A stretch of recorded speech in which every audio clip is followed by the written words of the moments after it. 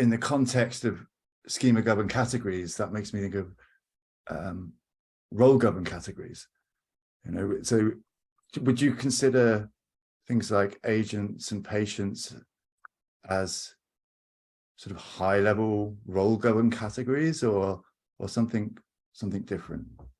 No, in most of the examples and in the materials employed in our experiment, we change the entity playing the role of object in the present in this presentation, but in other works we manipulated for example, the relation between agent and patient.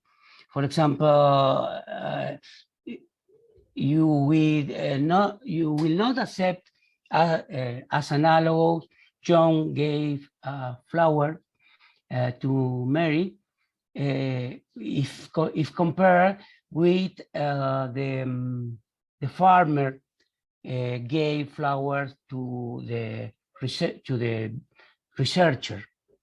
In this case, maybe the farmer is providing material for his experiments, and it's not expression of love. And in this case, the situations are not analogous because the relation between agent and patient are different. The farmer and the researchers are not candidates for or maybe, but in these situations, we suppose that they are not a couple, and in the other, we are supposing that they are. So in this type of analysis, we explore the effect of changing other thematical roles as agent, patient, instrument, place.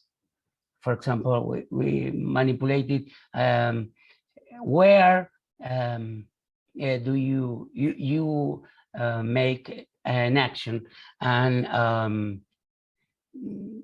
that could result in the subicate. How to say in English when you make an action that is not appropriate for a particular place? Well, I don't know. Yeah. Inappropriate action. Yeah, in Spanish we say desubicación. Well, and the people say this is two cases of. This is a case of desubicación, making a not appropriate action in a particular place, but this is not a case of desubicación because the place is not inappropriate. So the other thematical roles are, we are trying to explore their effects. Thank you. No, thank you. Really interesting. So if I could ask one more question. I think it was the study where you showed the house and the car and the bicycle, and then you described two different conditions. One of them was, I think you described as relational framing, and the other is schema framing. Yeah, I didn't quite. Sorry, I didn't quite catch the kind of what those framings were. So I don't suppose you could clarify the difference between a relational framing condition. Oh, we were very explicit.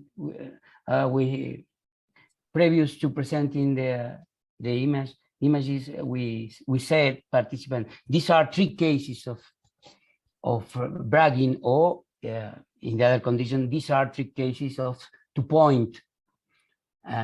So there was a strong pressure to consider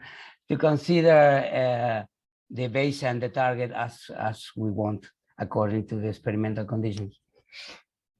And so the bragging was the schema governed category. Yes, bragging. Maybe we have along all this throughout this presentation and in general, we have sometimes many problems with translation. We have a clear concept for bragging in in Spanish is fanfarroneo, and I don't know if bragging is equivalent in English. Bragging makes sense to me. I think, yeah, as a Okay. relational category, definitely. Yeah. Thank you. Thank you. Would anyone else like to have any comments or ask a question at all? I have a question. First, thank you so much for this talk and overview of so many studies. But I have a question regarding some of the examples that you gave, like for the professor, where the student asked a question and the professor raised the grade, and then the second target example was very similar, like another student asked the professor a question, and I was wondering if you were given examples that weren't as similar, what would you expect the result would be? Yes, in the experiment I spoke here, the target cost was very similar, Mhm. identical. Yes. I must recognize that the very similar to the base cost.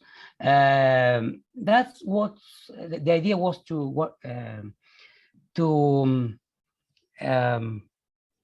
facilitate the use of the mechanism of copy with substitution and generation. If we introduce a target cost coming from other semantic domain, maybe it could be not easy to use copy with substitution.